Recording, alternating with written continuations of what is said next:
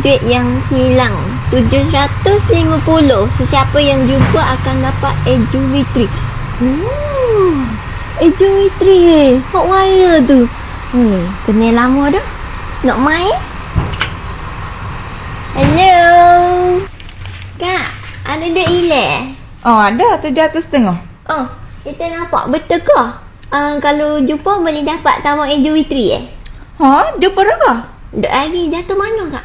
Tengok, Gila cari dulu jatuh hari-hari ni je. Kita lagi cari. Kalau jumpa kita itu tak baju. Tinggal sikit ada. Betul tak tibu Ha. Kita jumpa Gila cari dulu. Tak boleh ni, kena jumpa ni.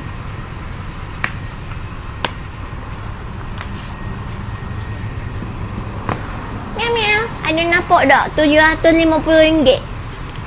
Miau miau.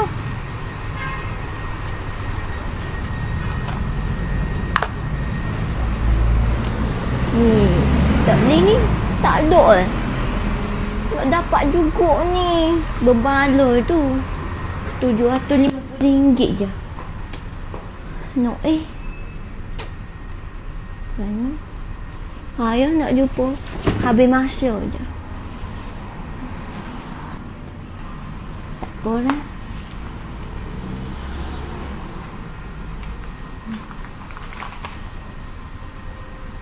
Beli je. Kak, jumpa dah. Wih, Soremo 40 orang dah cari tak jumpa. Jumpa mana? Ada lah, Kak tak payah tanya. Tak apalah, ambil lah. Boleh? Ambil. Cukup Seri deh. Cukup betul. Dek Kak. Cukup. Ye. Betul kan Kak? Ha. Tak boleh tipu. Tapi, sekejap.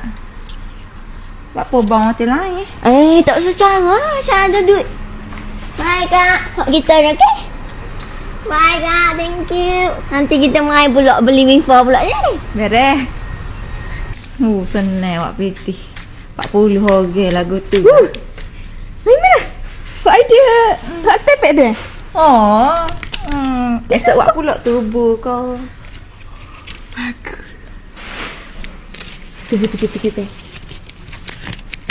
Tunggu pula. Berapa lagi? Selalu 3-4. Oh, ada 4 lagi. Mudah nego.